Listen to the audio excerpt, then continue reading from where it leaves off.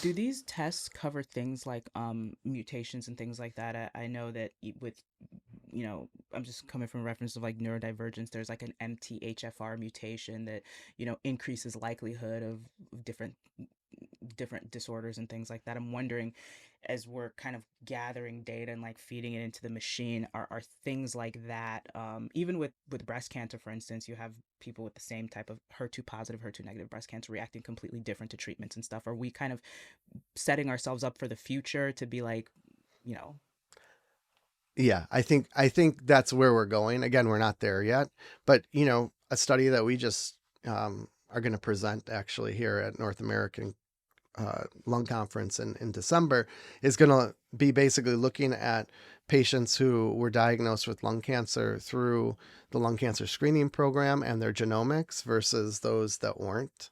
I can say that, it doesn't look like there's much difference in terms of the genomics between the patients, but think about the genomics of these patients who develop lung cancer within the lung cancer screening population and how you could potentially start to understand how the genomic alterations might correspond to SIBL scores, right? So we plan to integrate SIBL scores into these folks and see, are certain mutations more associated with higher SIBL scores or lower SIBL scores, right?